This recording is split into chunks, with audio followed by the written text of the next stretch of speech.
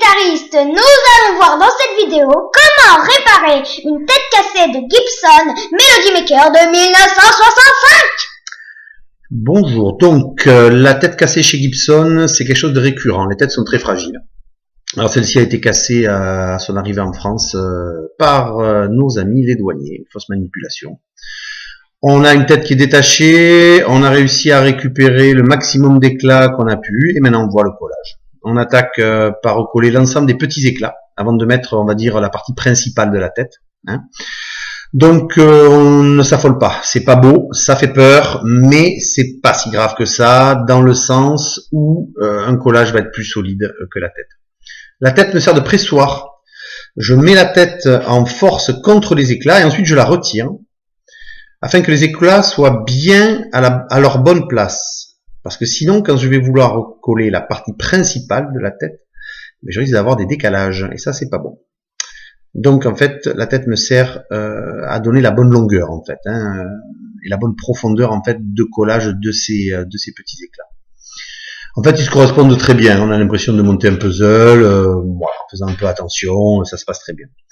Donc là, on a les éclats qui sont remis en place. On va les presser pour le collage définitif avec une corde qu'on vient serrer. On peut mettre un bout de bois, entortiller le bout de bois, enfin, vous voyez un peu ce genre de choses.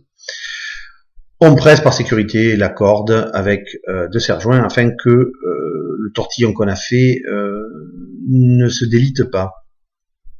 Donc là, on a les parties qui sont recollées. Là, avec les flèches, très important, il faut éliminer les parties en bois debout, parce que les parties en bois debout peuvent vous empêcher de recoller. On voit ici un système de presse qui est installé sur le manche de la guitare. On va relever donc les tiges filetées pour revenir les mettre dans l'angle parfait de la tête. Alors c'est un pressoir qui sert pas vraiment à presser la tête dans le manche, mais qui sert à, lorsque l'on colle avec les cales que je vous présente là, qu'on va mettre dessous la tête, à ce que la tête ne glisse pas, ne veuille pas repartir vers l'avant. Donc là on voit que c'est collé. Quand c'est collé, c'est de la glu, de la colle. La glu, c'est gluant. Donc si je presse, la tête peut dériver, partir à droite, à gauche, en haut, en bas. Enfin, ça peut vraiment poser des problèmes.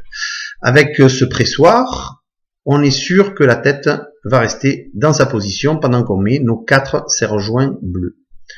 N'oubliez pas de les mettre en décalé afin de pouvoir les serrer sans être embêté. Alors, là on voit des petits arrachages. Alors ça c'est les petites parties manquantes.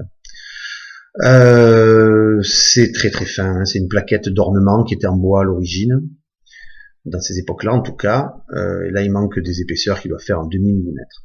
Alors là c'est un petit morceau de bois qui nous manque, c'est à peu près, gros comme une allumette. Donc rien de méchant, et ici pareil, on a une espèce de petit plaquage de l'ordre de 7-8 dixièmes de millimètre qui est manquant. Là on n'est plus du tout dans les résistances, là c'est purement cosmétique. Pareil, c'est pas heureux, ça fait pas joli, mais bon, c'est tout à fait réparable. Vous le verrez lorsque la finition sera effectuée, ça pose pas de problème tout ça. Donc là voilà, on a mis de l'acajou, le manche est en acajou. Toute la guitare est en acajou d'ailleurs, sauf la touche. On a mis un acajou qui est parfaitement collé. On vient ensuite avec une râpe piquet-main, du papier de verre, etc. araser nos rajouts de bois. On va voir que on a fait ça donc sur le petit bout de plaquage qu'on avait mis au-dessus aussi. Et on arrase tout, voilà. Donc là, on a déjà une guitare qui pourrait être tout à fait jouable, sans problème. On peut déjà la suspendre au mur, il peut rien se passer. Sur la façade avant, alors on répare ça pareil, avec du plaquage d'acajou. Voilà, c'est du plaquage qui doit faire de l'ordre de 6 dixièmes à peu près. Je colle légèrement en dessous de la plaquette de tête. De l'ordre de 1 dixième à peu près l'épaisseur d'une feuille de papier. Donc une fois que tout ça c'est collé, réparé, que tout est revenu à la normale, on prépare la finition, c'est-à-dire que là pour le coup on pense bien, il faut plus qu'il y ait de traces de râpe, il faut plus qu'il y ait de ce genre de choses. On a teinté la façade avant en noir, on voit que c'est légèrement en retrait parce que après ça va être rempli avec du vernis, donc il ne faudrait pas que ça passe au-dessus en fait, que le vernis devienne une bosse à cet endroit-là. On a masqué l'ensemble de la guitare, on va passer à un vernissage général du manche, du talon jusqu'à l'ensemble de la tête en cellulosique. C'est teinté. là où il faut, on force un peu sur le rouge à la jonction manche-caisse, à la jonction, pardon, tête-manche. Et là, on a le résultat final, avec les mécaniques d'origine. Donc on voit qu'en fait, eh bien, on ne voit plus rien, si ce n'est pas grand-chose, le minimum donc. On va voir la façade avant maintenant.